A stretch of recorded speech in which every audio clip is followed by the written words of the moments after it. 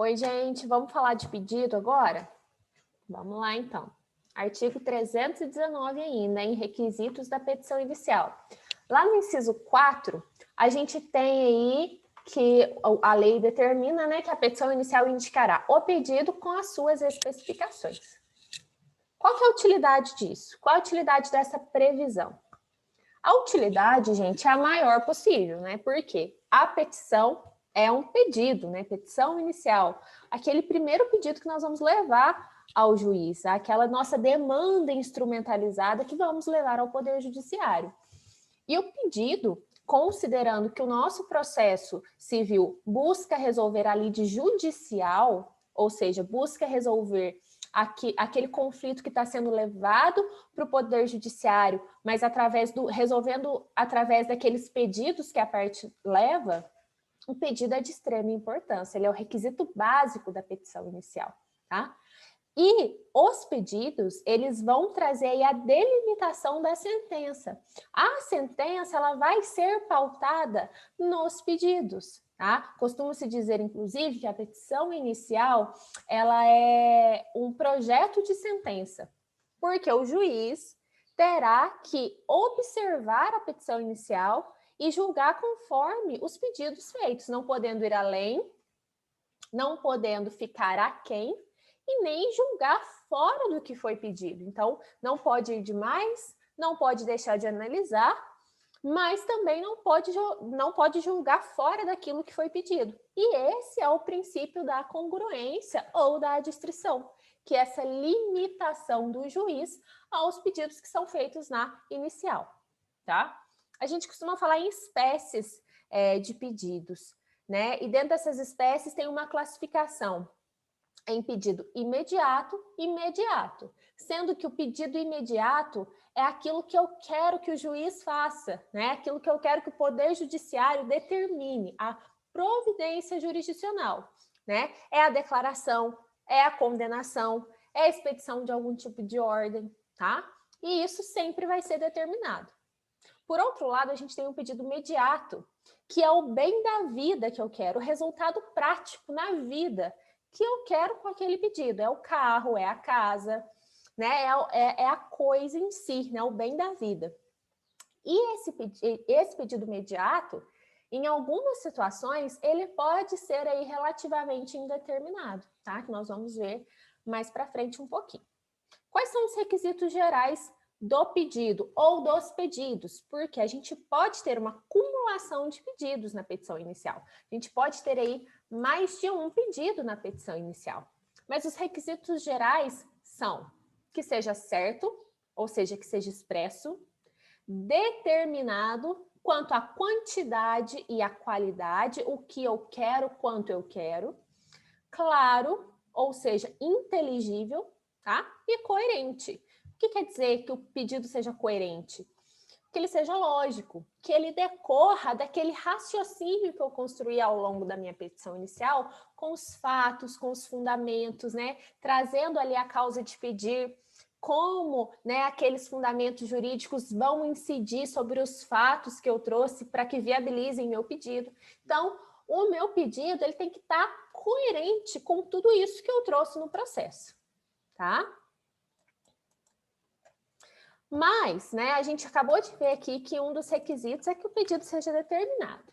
Mas vai haver casos em que esse pedido pode ser genérico, e as exceções, né, essas hipóteses de possibilidade de o pedido ser genérico, que é aquele pedido que não é determinado, estão previstas lá no artigo 324, parágrafo 1º, tá? Quando que vai poder acontecer isso? Nas ações universais, se o autor não puder individuar os bens demandados, tá? Por exemplo, em uma petição de herança, né, que a gente não consegue trazer todos esses bens, individuar eles para cada herdeiro. Quando não for possível determinar desde logo as consequências do ato ou do fato, quando a gente vai ter isso?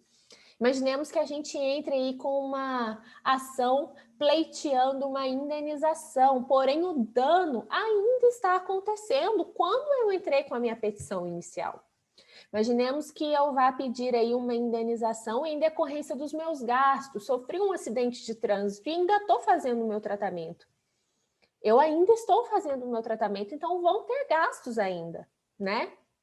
Nesse caso, não é possível, desde já, determinar todas as consequências do ato ou do fato que me trouxe, né? Está me trazendo esses gastos. Então, nessa hipótese também, é possível fazer o pedido genérico.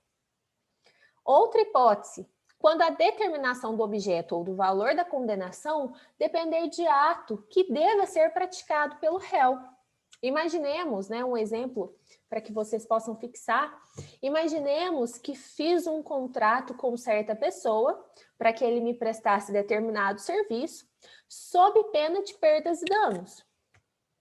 Eu ingresso com a ação pedindo o cumprimento desse contrato, mas eu ainda não sei qual vai ser o resultado, né? O que vai ser realmente me dado, porque eu não sei, pode ser que ele cumpra a obrigação e eu não precise dessas perdas e danos. Se ele cumprir, eu não precisarei das perdas e danos. Mas se ele não cumprir, ato que depende dele, aí eu posso ter as perdas e danos conforme a gente acordou previamente. Então, a gente tem aí essas 3 hipóteses em que a gente pode fazer o pedido genérico.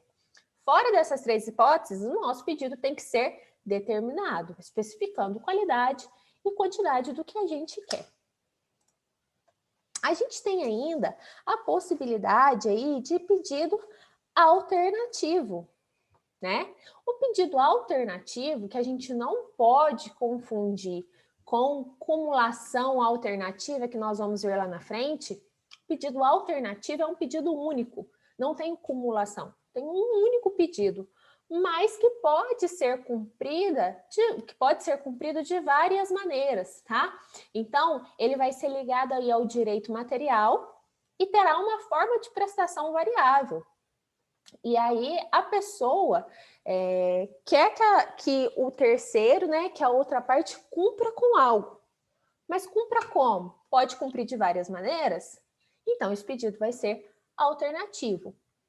O que eu quero satisfazer é uma coisa só. Mas a outra parte pode satisfazer de várias maneiras, e isso vai decorrer do direito material. Dependendo da relação jurídica que foi travada, pode acontecer essas situações. A gente pode ter uma obrigação alternativa. Não foi especificado exatamente o que o outro tem que me dar, né? Imaginemos aí que a pessoa tem que me dar um cachorro, mas não ficou decidido qual cachorro, né? Então, ele pode me dar um cachorro branco, um cachorro marrom, um cachorro preto. Só para dar um exemplo aqui bem simples para a gente poder entender. Eu quero um cachorro. A maneira que ele vai me dar esse cachorro pode ser variável, tá? Temos ainda aí o pedido relativo à obrigação indivisível, tá? Nesse caso, essa indivisibilidade pode ser tanto pela natureza do objeto, por motivo de ordem econômica ou em razão do negócio jurídico que tenha sido travado, tá? Nesse caso, havendo a pluralidade de credores, né, a obrigação é indivisível, não tem como eu dividir uma para cada credor. Havendo essa pluralidade de credores, um deles apenas pode cobrar a totalidade desse pedido relativo à obrigação indivisível e, posteriormente, aquele que não participou desse processo vai receber sua parte. Pode pedir, né? Pode pedir até dessa pessoa que já recebeu a totalidade, mas aí ele terá que deduzir as despesas que esse credor teve, né, para ingressar com o processo. Agora, além desses tipos de pedidos que a gente discutiu um pouquinho, que a gente falou um pouquinho, é de extrema importância que a gente se atente à possibilidade de a gente acumular pedidos. Fazer mais de um pedido, tá? E essa acumulação de pedidos, ela pode acontecer de maneiras diferentes, tá? Vamos primeiro ver sobre a acumulação de pedidos própria. Está lá no artigo 327 do Código de Processo Civil, tá? Na acumulação de pedidos própria, a gente tem que lembrar que a gente vai usar a letrinha E, tá? É a legítima acumulação de pedidos. Por quê? Eu quero acumular mesmo, eu quero todos simultaneamente, tá? Então, para a gente poder delimitar essa acumulação de pedidos próprias, eu quero isso e aquilo outro e aquilo acolá, certo? E eu quero que todos sejam aceitos, tá? O valor da causa, lembra que a gente estava falando sobre o valor da causa e eu falei para vocês que quando tratasse de acumulação de pedidos a gente ia ver agora? Pois bem, no caso da acumulação de pedidos própria, como eu quero esse e aquele e aquilo, o artigo 292, deixa eu pegar aqui, ele vai nos falar lá no inciso 6, tá? Que na ação em que a acumulação de pedidos, a quantia correspondente à soma dos valores de todos eles. Então, aqui a gente vai trazer o valor da causa como a soma dos pedidos, tá? De todos os pedidos que eu estou fazendo, tá? A gente tem dentro da acumulação de pedidos própria uma subdivisão em simples e sucessiva, tá? Acumulação de pedidos própria simples. São pedidos sem qualquer interdependência. Um não vai afetar o outro, tá? Por exemplo, uma ação de danos morais e materiais. Um não afeta o outro, tá? E eu quero os dois. Na sucessiva, esses pedidos, embora eu queira os dois, eles têm interdependência. E para acolher o segundo pedido, o juiz tem que ter acolhido o primeiro. Qual é o exemplo clássico? Investigação de paternidade acumulada com alimentos. Eu só vou ter o direito aos alimentos se ficar comprovada a paternidade. Então, meu primeiro pedido, né? A investigação de paternidade. Eu só vou ter direito a alimentos se for comprovado que aquele determinado réu realmente é pai. Então, aí a gente tem essa acumulação de pedidos próprias sucessiva, essa interdependência entre os pedidos. Diferentemente, nós temos a acumulação de pedidos imprópria. Por que ela chama imprópria? Porque não é bem uma acumulação de pedidos. Porque, na verdade, o que eu quero aqui ou é um ou é outro. Um deles que o juiz acolher já vai satisfazer a minha pretensão, tá? Então, eu faço vários pedidos, mas apenas um deles satisfaz a minha pretensão deduzida em juízo, tá? E o acolhimento de um vai implicar na impossibilidade do acolhimento do outro, tá? E a gente tem aí algumas espécies, da mesma forma que lá na acumulação de pedidos própria, a gente tem agora também duas espécies de acumulação de pedidos imprópria, tá? Então, temos aí a acumulação eventual ou subsidiária. Como que ela é dada, né?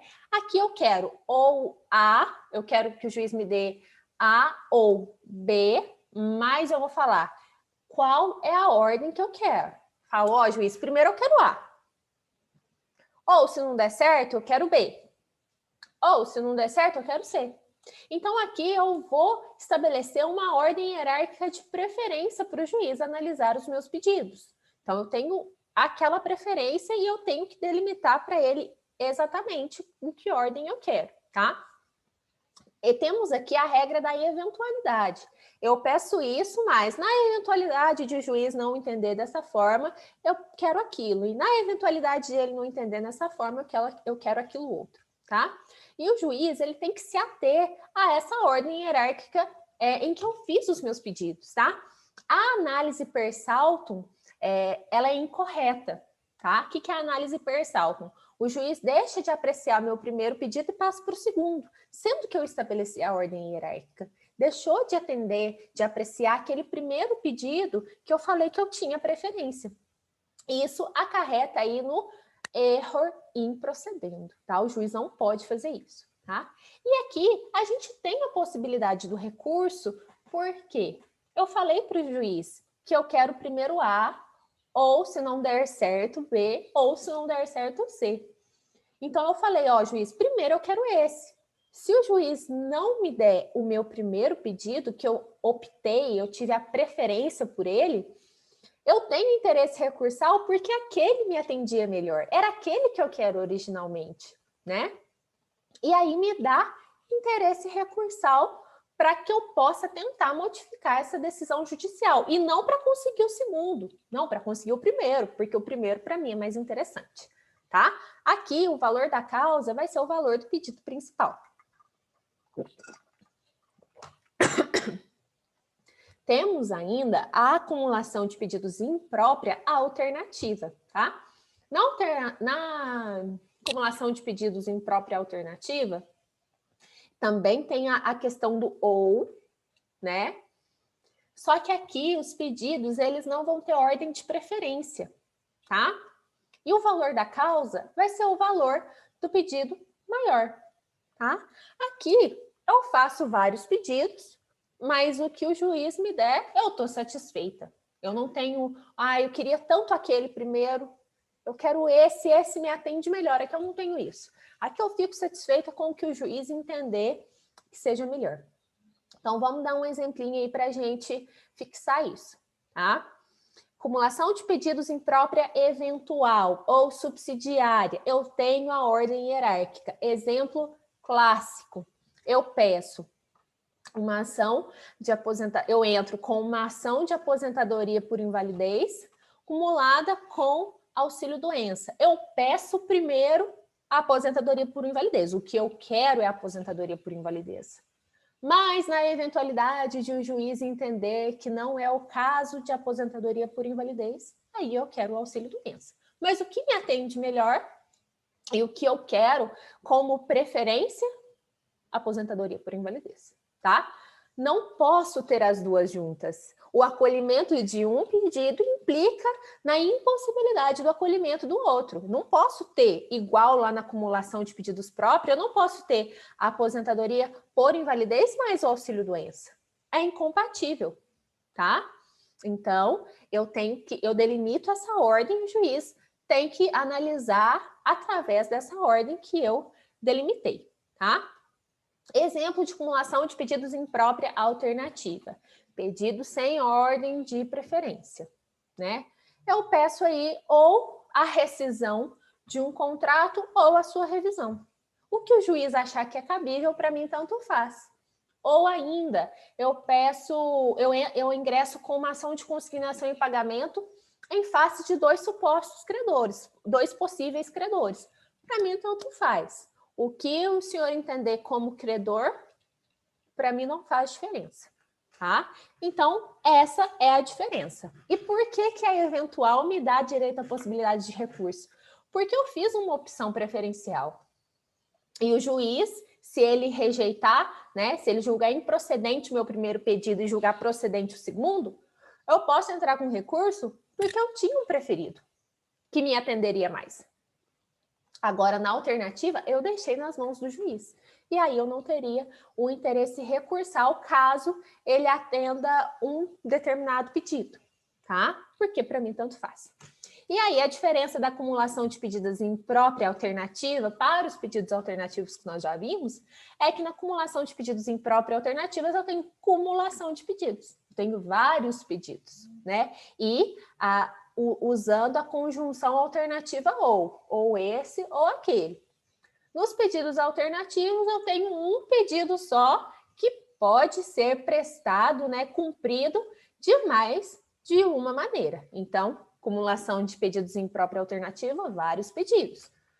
Pedidos alternativos, pedido alternativo, né, vou até colocar aqui só para vocês não confundirem, o pedido alternativo eu tenho um só, mas um pedido para satisfazer a minha pretensão, mas que pode ser cumprido de maneiras diferentes, de mais de uma maneira, tá? Vamos continuar, então, falar um pouquinho sobre acumulação de pedidos.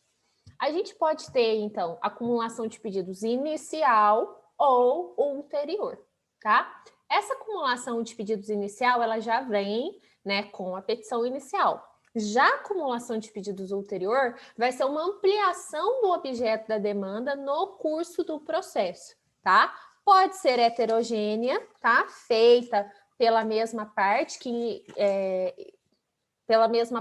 ingressou com a ação, né? O autor faz aí o aditamento de sua petição e amplia o objeto da demanda no curso do processo, tá? Ou, perdão, gente, heterogênea é a diferença, né?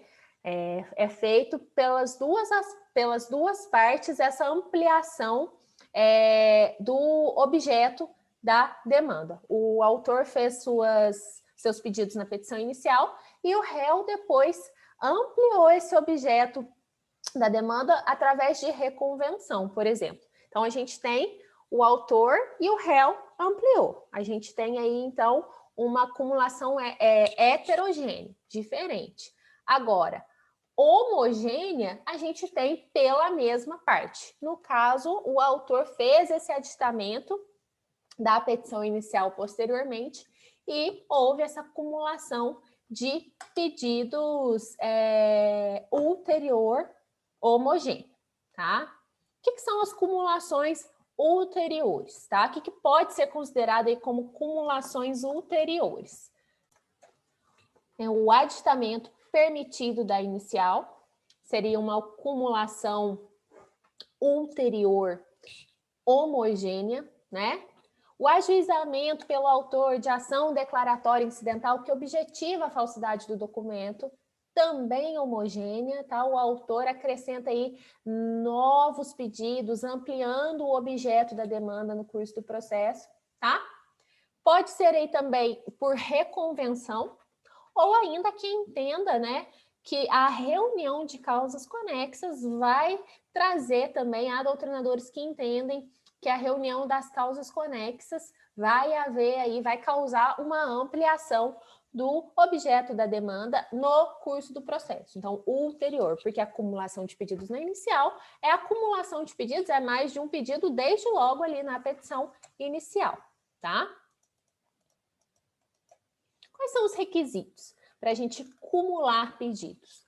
A gente tem aí os requisitos previstos lá no artigo 327, parágrafo 1º, tá? Do Código de Processo Civil. E a gente tem que ter aí, para acumular esses pedidos, a compatibilidade dos pedidos, ou seja, os pedidos têm que ser compatíveis entre si, exceto na acumulação imprópria. Porque na acumulação imprópria não precisa ser compatível, porque eu quero isso ou aquilo. Então, não precisa ter compatibilidade entre eles, tá? Agora, na acumulação própria, que eu quero isso e aquilo, eles precisam ser compatíveis, tá? Competência de juízo, né? O pedido que vai ser acumulado, ele tem que também, os pedidos acumulados têm que ter a mesma competência. Eu não posso, por exemplo, entrar com uma ação cobrando de uma pessoa, eu entro com uma ação cobrando um débito de determinada pessoa, e essa pessoa entra com uma reconvenção, por exemplo, contra mim, falando, não, eu não devo nada, e além disso, ela, né, me contratou e está me devendo créditos trabalhistas, sendo que eu entrei no juízo civil, né? Eu não posso, né? Eu entrei na justiça estadual comum, eu não posso fazer acumulação de pedidos competentes da Justiça do Trabalho e da Justiça Comum, por exemplo, tá? Então, a competência para apreciar os pedidos todos deve ser a mesma, tá? E também tenho que ter a identidade procedimental, tá? Do rito que vai ser seguido, ou ainda tem que haver a possibilidade de converter esses procedimentos, caso sejam diferentes, para o procedimento comum. Nós vamos ver aí mais para frente, quando a gente falar um pouquinho de flexibilidade, que existem certas ações em que não nos é permitido alterar o rito, né? Não nos é permitido optar, por exemplo, pelo procedimento comum. Quando isso não for possível, a gente não pode acumular os pedidos. Agora, quando a gente tiver a possibilidade de converter ao procedimento comum, a gente pode acumular pedidos aí, ainda que sejam eventualmente de a priori ritos diferentes, tá? Mas tem que ser possível essa conversibilidade para o procedimento comum. Então, pegando esse gancho aí daquela questão da acumulação ulterior, vamos falar um pouquinho da ampliação ou alteração do objeto da demanda, falando um pouquinho aí do aditamento da inicial, tá? Aqui a gente tem ampliação ou alteração do pedido ou da causa de pedir. A gente pode fazer isso também com a causa de pedir, tá? A previsão está lá no 329. Até a citação, para o autor fazer o aditamento da inicial, ato que ele faz da sua vontade, não é uma determinação do juiz, é a vontade do autor de aditar essa inicial, ampliar ou alterar pedidos ou a causa de pedir, tá? Até a citação não precisa do consentimento do réu, tá? Após a citação e antes do saneamento do feito é possível, tá? Mas a gente tem que ter aí o consentimento do réu, tá? Agora, após o saneamento do feito, não é possível, tá? Isso porque a gente vai ter a estabilização do processo. Então, até o saneamento do feito, pode acontecer com ou sem a concordância do réu. Se for entre a propositura e a citação, e isso necessariamente vai ser feito antes do saneamento do feito, a gente tem a possibilidade de mudar sem necessidade de concordância. Após a citação e antes do saneamento, pode aditar? Pode, desde que o réu concorde. Após o saneamento feito, não dá mais. Isso porque precisa de uma certa estabilidade para a gente garantir aí o julgamento, né? Até mesmo a razoável duração do processo. Imagine que a todo momento o autor ficasse mudando sua petição inicial. Isso seria inviável em termos até de tempo para a gente julgar esse processo e não traria tanta segurança, ainda que possibilitasse a manifestação do réu depois acerca aí dessas alterações, a gente ia ficar sem saber quando que esse processo seria fim. Tá? Por outro lado, a gente pode ter também a redução da demanda, tá? Através de desistência parcial, renúncia parcial, transação parcial, tá? Às vezes as partes conseguem, é muito comum, imaginemos assim, que numa ação de divórcio as partes façam acordo quanto ao divórcio, mas fique pendente a partilha, tá? Então a gente tem uma transação parcial. Convenção de arbitragem relativa a parte do objeto do litígio que seja feita na pendência do processo, e aí eles vão resolver isso lá no juízo arbitral, tá? Interposição de recurso parcial contra a sentença de mérito, todas essas hipóteses aí são hipóteses de redução da demanda.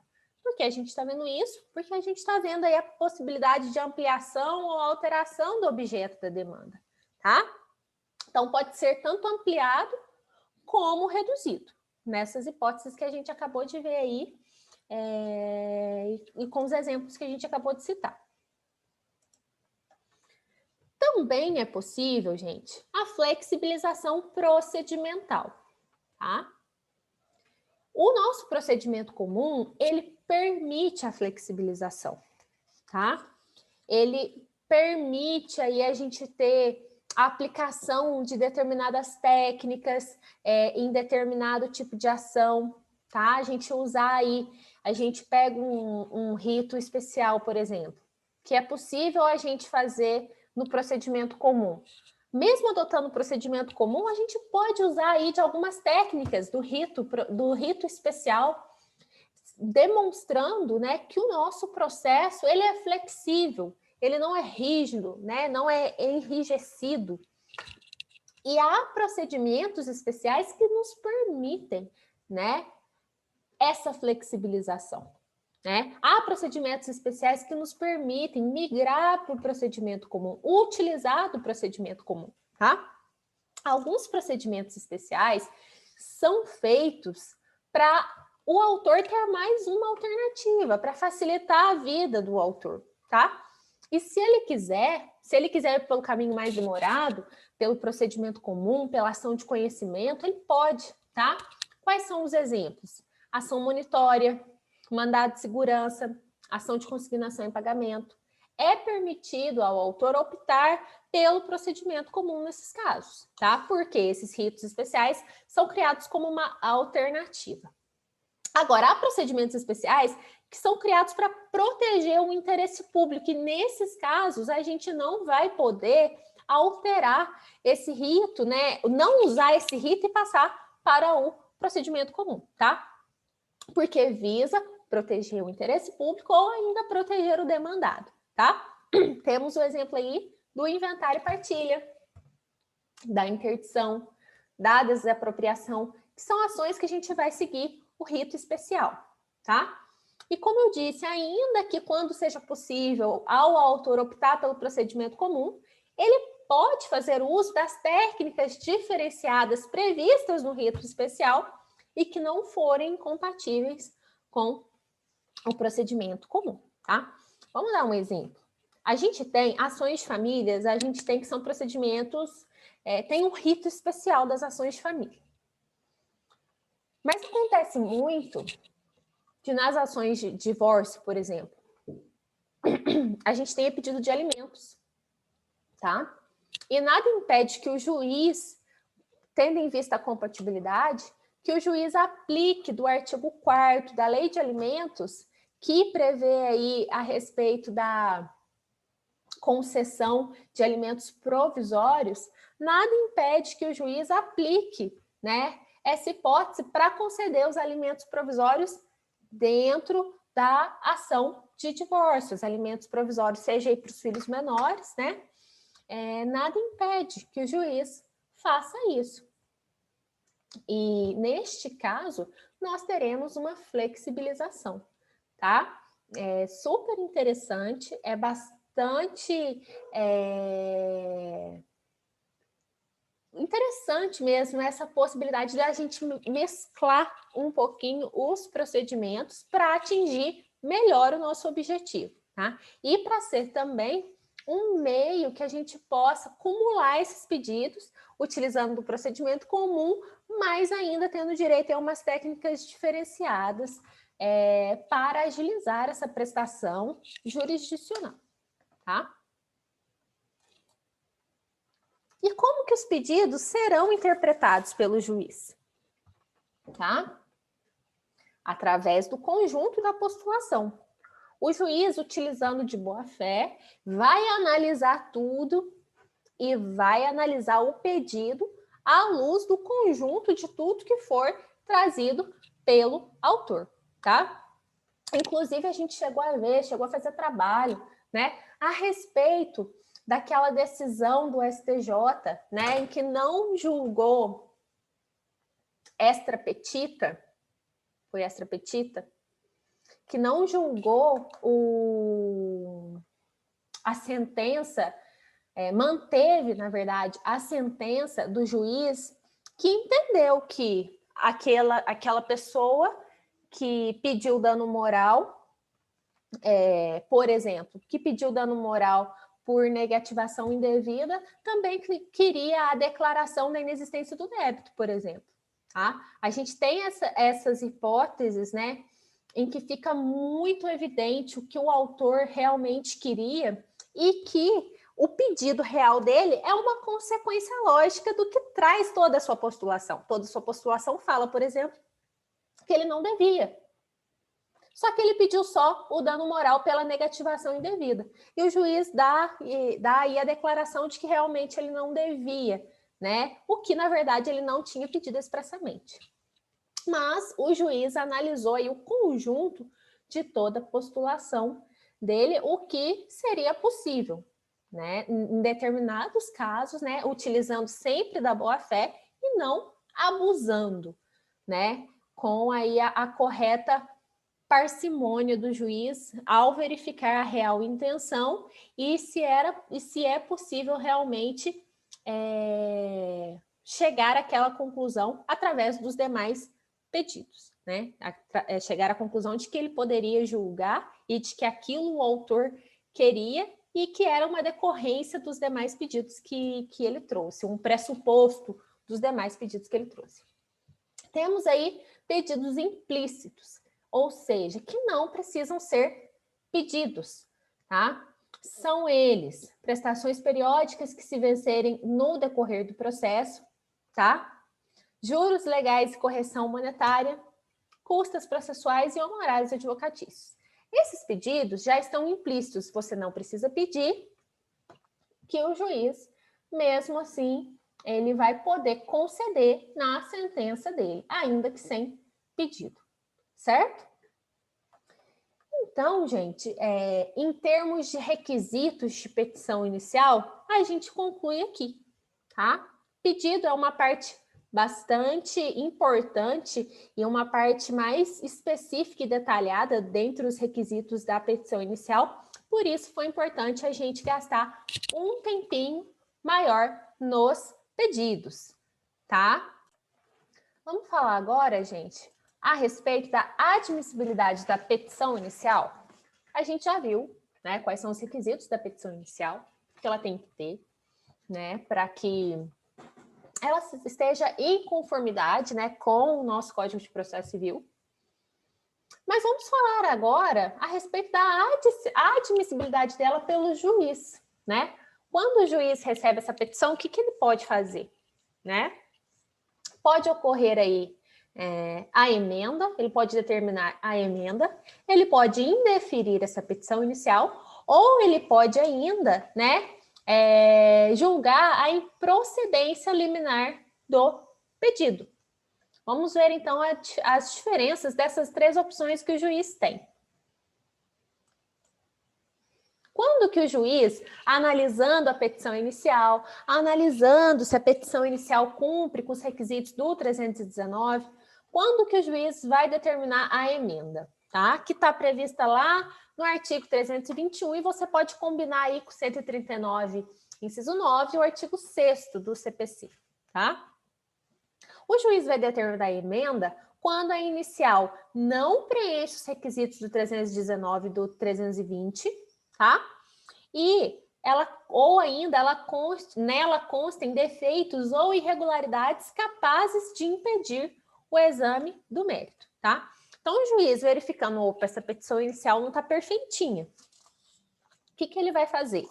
Ele vai indeferir logo de cara? Não. Ele vai determinar a emenda da petição inicial, né?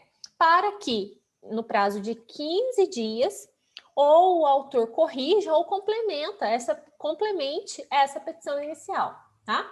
A emenda, propiciar a emenda, viabilizar a emenda da petição inicial, é um dever do juiz, tá? Ele não pode, desde cara, já indeferir essa petição inicial sem oportunizar essa correção, tá? E quando o juiz determinar a emenda da petição inicial, ele tem que indicar de maneira clara e precisa o que deve ser corrigido pela parte, tá? Isso com base no princípio da cooperação, né? O juiz não pode simplesmente determinar a emenda com base no 319, para que não cumpra os requisitos do 319, por exemplo. Ele tem que determinar, ele tem que especificar detalhadamente, indicar o que precisa ser corrigido, para que o advogado não tenha que adivinhar o que está errado e, às vezes, até acabar piorando a situação, tá? Existe a possibilidade de haver mais de uma emenda.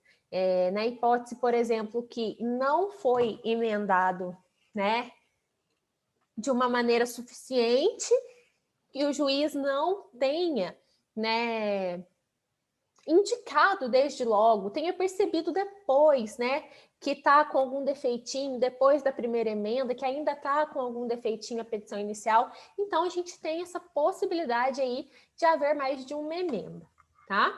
E se o autor não cumprir com a emenda determinada pelo juiz, vai ocorrer o indeferimento da petição inicial sem o julgamento do mérito, tá? Então, gente, é importante que todos os artigos que a gente esteja falando aqui, vocês depois leiam no código para poder fazer a correlação do que a gente está falando com o que está lá no CPC, certo?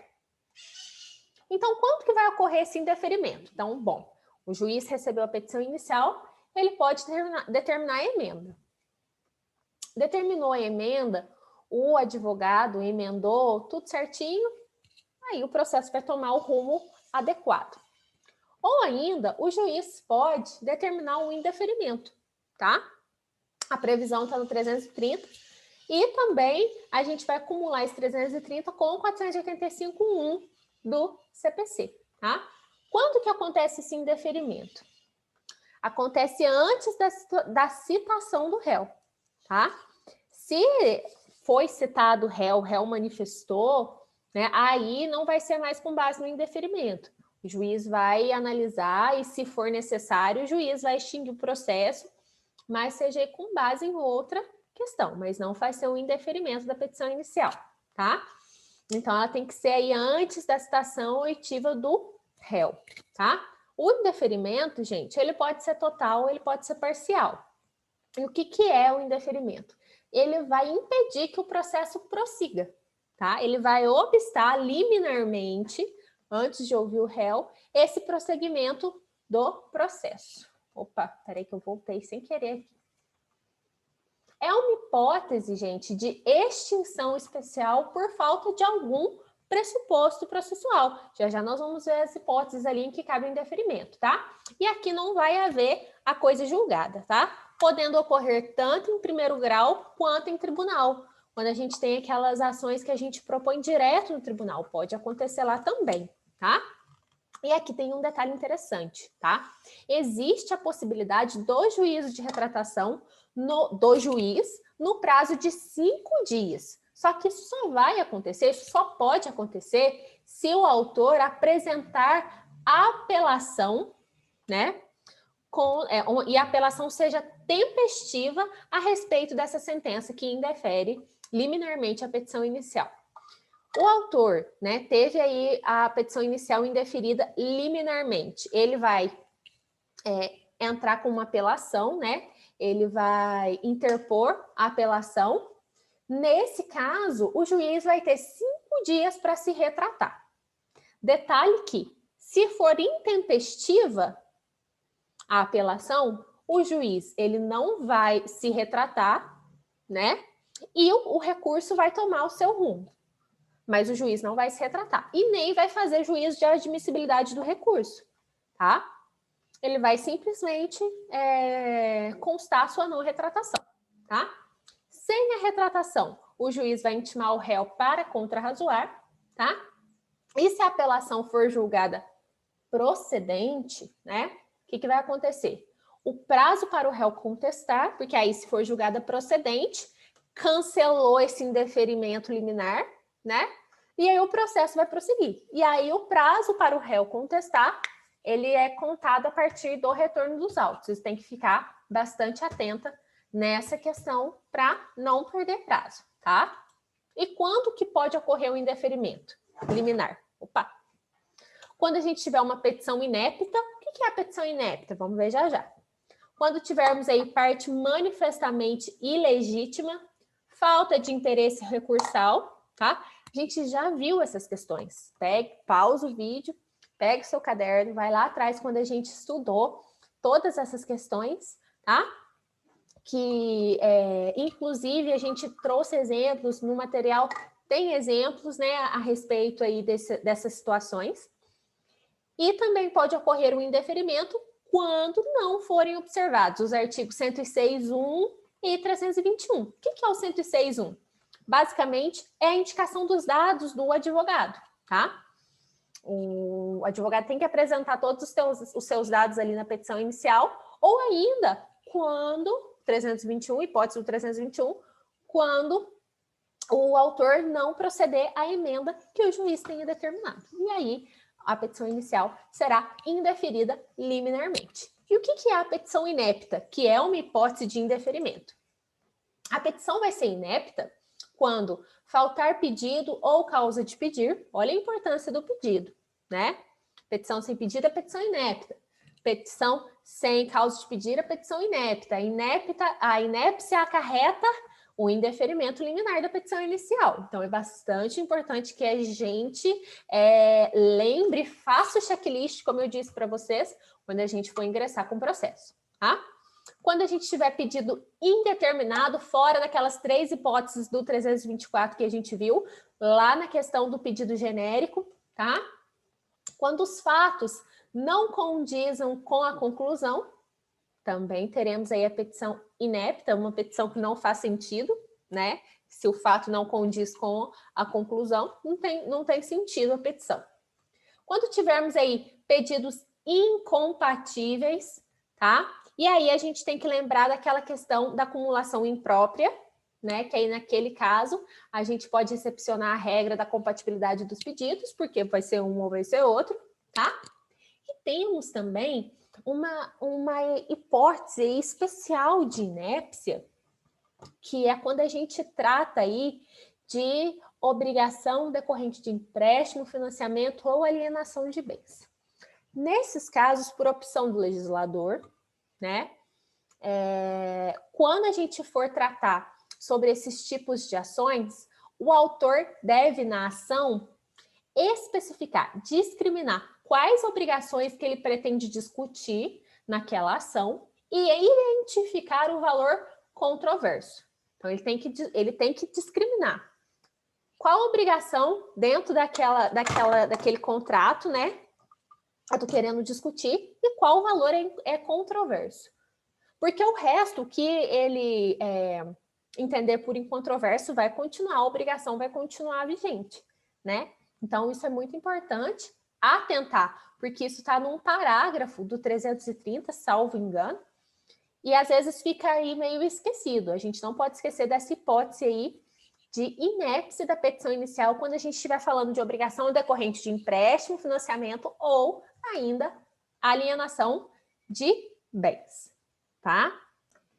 Então, temos aí opção de emenda, né? Que o juiz pode tomar. Chegou a petição no colo do juiz, o juiz, opa, caso de emenda, vou determinar a emenda para o autor. Caiu no colo a petição do juiz, essa petição aqui não tem nem jeito de emendar, né? Ou já oportunizei a emenda e o autor não cumpriu, né? Não realizou a emenda da petição. Indefiro liminarmente a petição inicial. Ou ainda temos a terceira hipótese, né?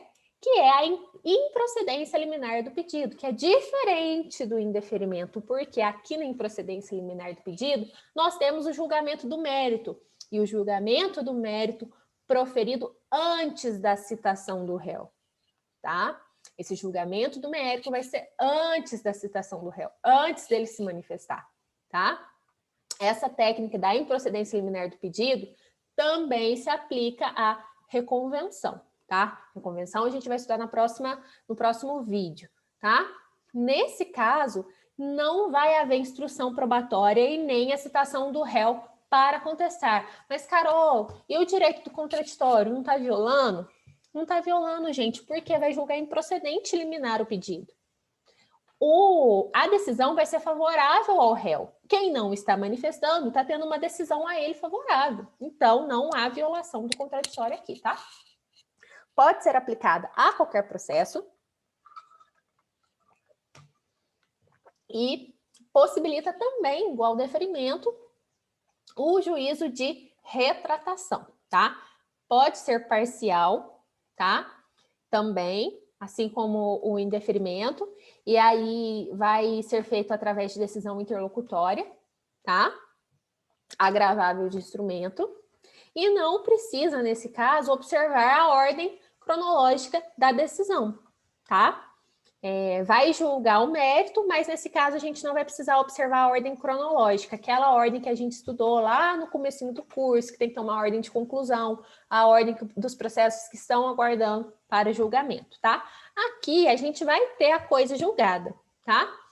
Só que essa improcedência liminar, mesmo que ela seja, mesmo que a gente tenha essa improcedência liminar do pedido, a gente tem que aplicar o artigo 10 para o autor, tá? O que o artigo 10 vai falar? Daquela questão do debate, né? Daquela questão do juiz realmente oportunizar a participação, né?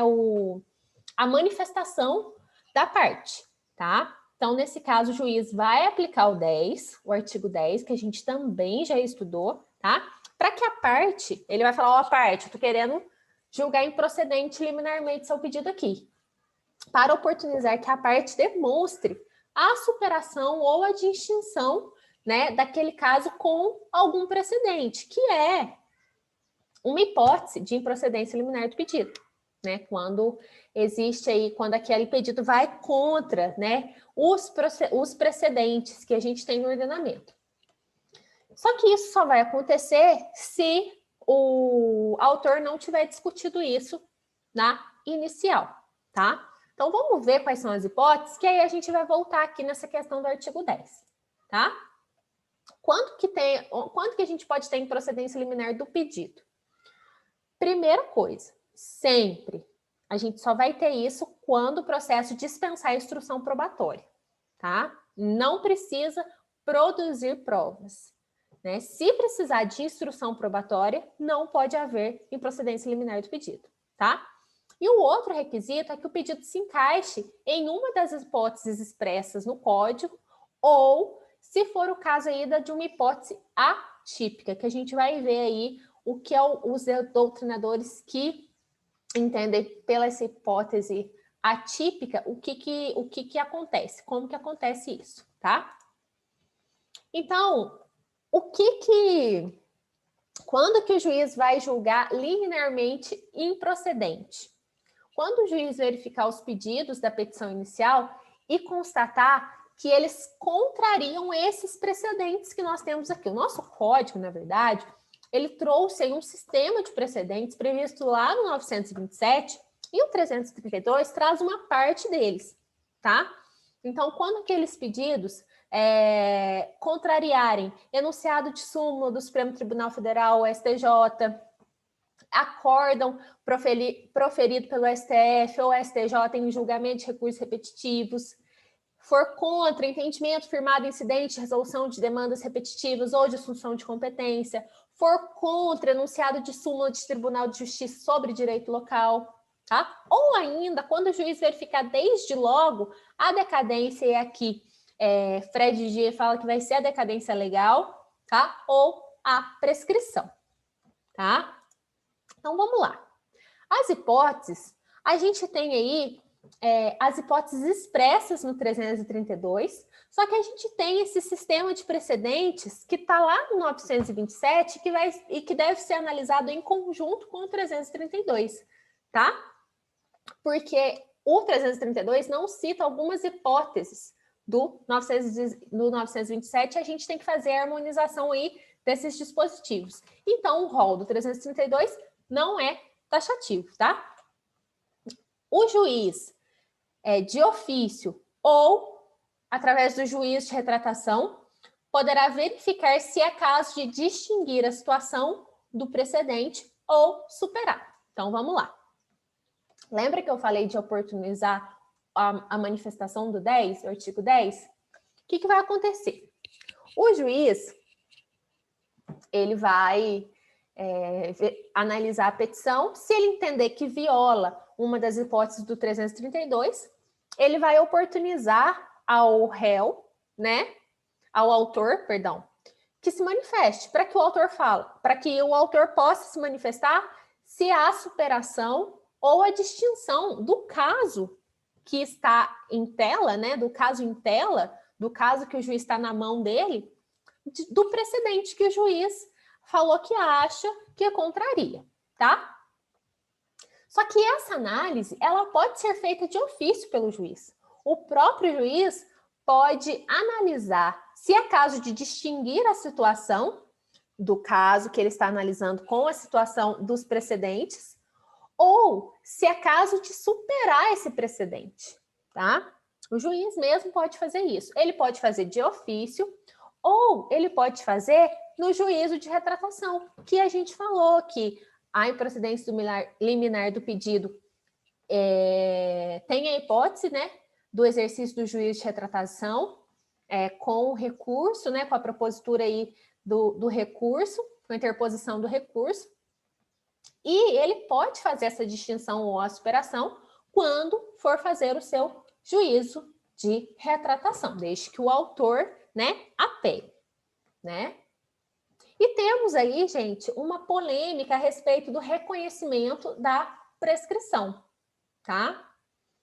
Alguns autores entendem que é possível o juiz reconhecer de ofício apenas direitos indisponíveis e em nenhuma hipótese contra sujeitos protegidos constitucionalmente, idosos, consumidor, trabalhista, empregador, tá? Então, aí, nesse caso, a prescrição poderia ser reconhecida ex officio apenas de direitos indisponíveis e em nenhuma hipótese contra os sujeitos protegidos constitucionalmente, ou que essa prescrição somente poderia ser reconhecida de ofício até a oitiva do réu, tá? Até que o réu se manifestasse. É questão polêmica e temos aí divergência a respeito dessa possibilidade de reconhecimento ex ofício da prescrição, tá? E aí nós temos também, gente, hipótese atípica de improcedência liminar do pedido, que alguns doutrinadores defendem que é possível julgar improcedente liminarmente o pedido quando a situação for de manifesta improcedência, sem qualquer previsão legal. Por exemplo, alguém que ingresse com uma ação pedindo autorização para matar alguém. É um caso de manifesta improcedência, não há sequer discussão. Então, para já cortar ali o processo, para cortar o mal pela raiz, alguns autores defendem que essa hipótese, nesses casos de manifesta improcedência, existe aí hipótese atípica que viabilize a improcedência liminar do pedido para que a gente já acabe com o processo ali logo, para que não precise ter citação do réu, manifestação do réu, instrução probatória, né? Nesse caso já até dispensa a instrução probatória, é um requisito da improcedência liminar do pedido, mas para que o processo não tenha todo o seu andamento aí, já sabendo que ele já nasceu morto, né? O juiz já sabe que aquilo ali é de manifesta improcedência e não vai ter aí como sair favorável, certo? Então, recebida a petição inicial, são esses 3 caminhos que o juiz pode tomar, tá? No próximo vídeo, a gente vai ver um pouquinho sobre as respostas do réu, tá? Como que acontece isso. E eu aguardo vocês lá. Improcedência liminar do pedido, emenda, indeferimento da petição inicial, são hipóteses que o juiz tem para tomar quando ele recebe a petição inicial. E a petição inicial tem que ter todos aqueles requisitos do 319, tá? Todos aqueles requisitos que a gente já viu. Se atentar na questão dos pedidos, né? Que são bastantes detalhes para a gente guardar, tá? Mas fazendo tudo direitinho, a gente evita que essa petição inicial tenha que ser emendada, que o juiz indefira a petição inicial ou ainda a gente demonstre para o juiz que não é caso de improcedência liminar do pedido também, evitando essa questão quando possível, tá? Então, no próximo vídeo a gente vê aí sobre as respostas do réu e eu vejo vocês lá. Até mais!